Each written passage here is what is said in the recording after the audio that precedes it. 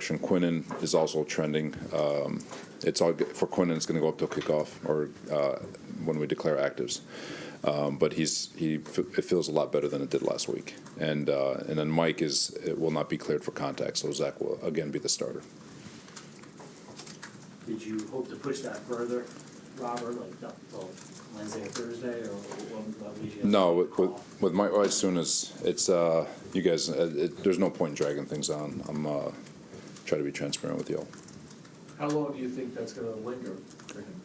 That I don't know. Like I said, like our doctors have their thing. It's everything for Mike is to give him the opportunity to seek his second opinions, and for him and his team to kind of make sure that all the boxes are being checked. And so from our vantage or from our point as coaches, we're just allowing that process to happen, and when everything aligns, and we make a decision. Is it possible through the regular season? No, I don't think so. But again, it's going to be a week-to-week evaluation. Robert, by not letting it drag out, I mean, again, there's only so many days left for dragging out, but I mean, how much does that help Zach just to kind of know mentally that he's powering forward and it always helps, but I think Zach is he knows to prepare like he's the number one. Anything that else happens, we were going into this week. And I know I said what I said yesterday, but he was with the mindset of being the starter, got all the reps yesterday. Mike will be limited in practice, obviously, because he can still practice. He just can't. He didn't have contact. But so for Zach, it's always helpful to get all the reps, and he's had that since yesterday. So. Robert, your comments about the instant coffee world and the lack of patience. How do you balance the fact that you guys are a wild card contender right now, and you're trying to make the playoffs, with the philosophy that it's not an instant coffee situation, and you got to be patient with the quarterback? There's balance because there's 52 other guys on the roster, plus the practice squad and scouts and coaches and everybody. But no one's going to give up on someone just because it just feels like if it doesn't show in year one or year two, it's like move on. And it's a completely different position, and I get it. It's just the one that pops to my head when I think of Quincy Williams, and he's a linebacker, and he's a young man who played nickel at a small school, and it takes time. And the quarterback position it takes time. There's quarterbacks through the history of time that needed just a little bit longer to find their groove, and so when you see Zach, he's got a lot of things that you just can't teach. You just can't teach some of the stuff that he does. And for him, it's just learning the timing and the rhythm aspect of it and the intermediate pass game and just finding all that consistency for 4 quarters. Because when he is in rhythm and he is hitting on all cylinders, it's pretty cool. It's pretty cool to watch. So, again, it's the balance is you're always trying to win football games first. And you hope that the development is happening all at the same time, but at the same time, you're just the object of the game is to win. Robert, when you talked all about the stuff you saw yesterday in the fourth quarter or whatever from him, but were there other things in practice that you noticed that might have been better than before the reset? Last week, we all thought he had a really good practice week of practice. Really felt like he'd play a really good game, and just. He felt comfortable in practice. He wasn't looked like everything was going exactly the way we wanted to, and I thought it showed on Sunday. A lot of things showed on Sunday. So, but he attacked it. He attacked the 3 weeks of just working with the scout team, and but I thought he's been doing a really nice job since that New England game. Obviously, Trevor Lawrence and Zach came in the same draft class. Do you think it's fair to compare guys in the same draft class, or do you feel it's more like a situation? No, you never want to compare. Everyone's situation is different. The styles of system might be different. How they got to where they are different. So to me, it's just it's not fair to compare. That said, Robert, I'm sure you looked at Trevor during the offseason when you knew they were going to be on your schedule. How different is he the last 5-6 weeks than the quarterback you probably saw in the offseason? It's from last year. We played him as a rookie, obviously. He looks very comfortable right now. He's playing at a very high level. He's playing fearless in the pocket, standing tall. He's scrambling when he has to. He's delivering very accurate, in rhythm, within timing footballs. He's got some cool skill guys to throw to. He's got a lot of guys a lot of speed on that team too. But he's doing a really nice job, just playing fast, getting the ball where it needs to, and they're doing a good job protecting them and getting guys out on their concepts. So. This running game, Go ahead. this running game, it seems like whenever in your last 2 wins, they've had a lot of success, but recently, particularly on Sunday, not so much. So how can you get the running game back on track? It's a little bit of everything. We've got to protect better. We've got to run better. Backs got to see it better. So it's not just the run game. It's all encompassing for our O line in terms of just getting back to what makes us good, and hopefully we give ourselves a chance to try to find that this week. But what do you contribute to, I guess, especially particularly on Sunday, just the lack of rushing yards that you had? I won't get into the scheme part, but we just got to be better. Do you think With the thought that Zach needs time to develop and people need to show patience, do you think you guys made a mistake then last year? The job was his the minute he got drafted. Like, there was nobody here competing, there was no training camp competition. He was the day one starter. Where even like you got like Sauce this year, you guys made him kind of earn it in training camp. Do you think you put too much too soon on Zach? You could always play the hindsight game. That's a tough one. It's because it is hard as a rookie. I also believe that you go out there and you throw him into the fire. It's like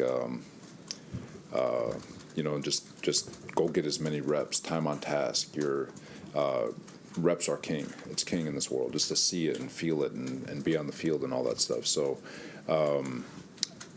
with that said, it's just I don't think so.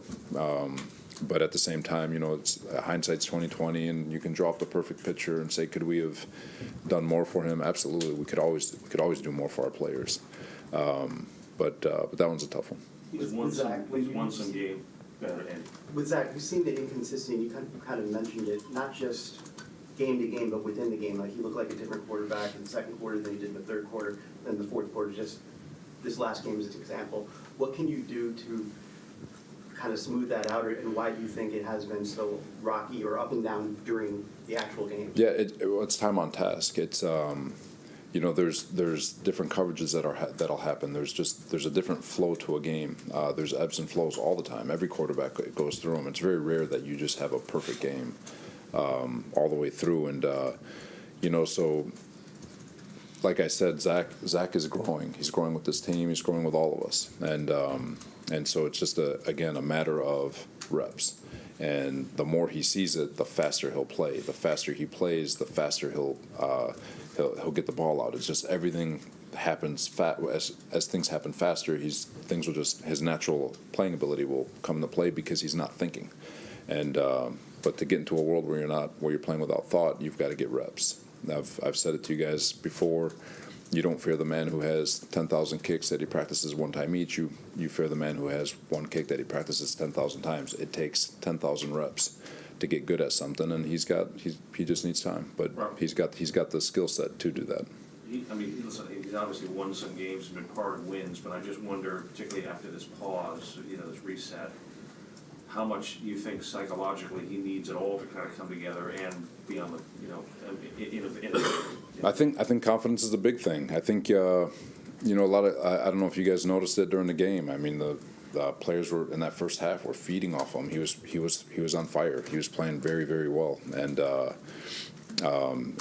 you could see his the skill guys rallying behind him. So I thought he was doing a really nice job. And but yeah, confidence is a huge thing in sports, and for him and for all of us and for every player, not just him by himself, but any player needs to have stack up great days and have continued success, play in and play out, day in and day out, week in and week out.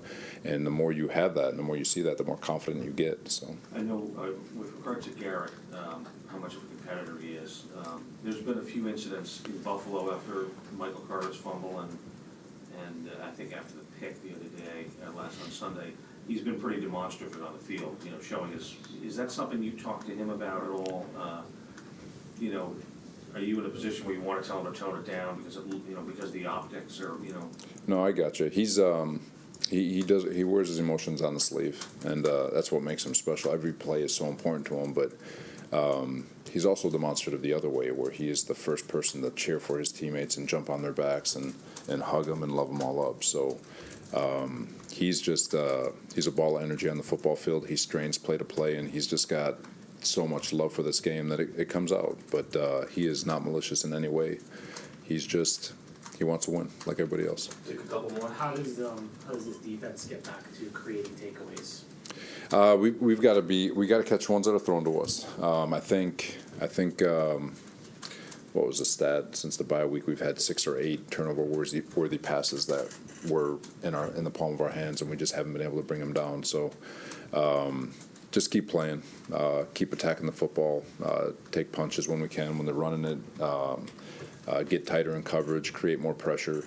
The ball will come our way. It comes in bunches. I think Jim Harbaugh, Michigan head coach, he had a good one. He said it's like an olive jar. You tip it upside down, and as soon as you pull out the one olive, they'll all come out. And we just got to get one, and then they come in bunches. you talking martinis now? Is that Yeah. Sauce was talking yesterday about how he's kind of disappointed he didn't get targeted in that game.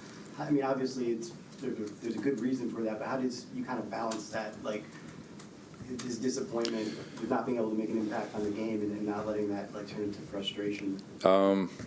Well, we play on Thursday night, so it'll be a good conversation to have with Sherm. I don't think Sherm ever hit 17 miles an hour on his GPS because he's just standing watching football the whole game, so he's got to get used to it. I know every game is a championship week, but you guys really are in must-win situations. You said that the other day, we have to win out. Does anything change with your approach or the team's approach when you go into? No, you've got to stay in the moment, stay process-driven. If you start thinking about we got to win this one, it's you got to win the moment. We got to win in practice. We got to win in our meetings, practice, regen, take it to the next day, do the best we can in the game, and you trust that the result will be what you want. Last one. When Zach's on the move, you saw it Sunday, right? The throw to Garrett, the throw to CJ, it looks different. Is there a way you guys can do that more, or is that just too simplistic to say? Like when you watch it, you're going, why don't they do that a lot more? But I know, from a coach's standpoint, that might be very simplistic. So no, that's fair, because I feel like I answered that question this week, not with you guys, but to all my family who has.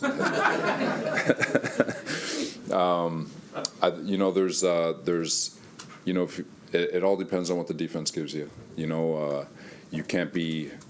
Obviously, you want to be able to do as much of that as possible, but at the same time, you got to pick and choose your battles. You can't just play for that because it'll just create a lot of chaos.